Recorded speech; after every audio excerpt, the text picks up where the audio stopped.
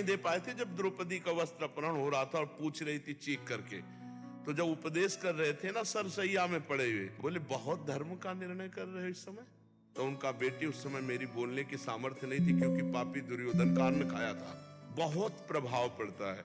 एक परमहंस जी जंगल में एकांतवास करते थे, कभी किसी नगर से भिक्षा नहीं करते थे। एक दिन राजा शिकार खेलने गया तो साष्टांग दंडवत किया, कहा महाराज आखिरकार आप जैसे परमहंस महात्मा यदि गृहस्थों के घर नहीं जाएंगे तो उनका घर पावन कैसे होगा। विनय जोर कर गई और महात्मा जी उनके यहाँ भिक्षा पाने गए। अब भजन में रुचि नहीं, बस राजा का चिंतन, और ये आवे कि कब राजा आवे और निमंत्रण दे।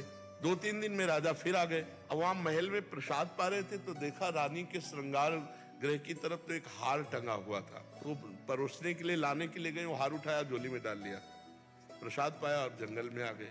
3-4 दिन हुए, झोली उठाई कंदमूल फल के लिए, देखा वजन, उसमें हाथ डाला, हार। वो हार लेकर ऐसे सभा में गए और कहा महाराज मैं चोर हूं।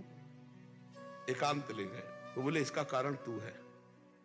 राज अन्न पाने से मेरी बुद्धि भ्रष्ट हुई, रजोगुण चढ़ा और मैंने चोरी की। तो अन्न का प्रभाव, संग का प्रभाव, परमाणु आसपास वातावरण का प्रभाव उसके ऊपर पड़ता है जो निरंतर भजन नहीं करता। जिस क्षण सुमिरन भजन छूटा कुसंग का प्रभाव पड़ जाएगा। तो ऐसे हम समाज में रहें, नाम जब न छूटने पावे और आहार शुद्ध रहे तो कोई नहीं बिगाड़ सकता है।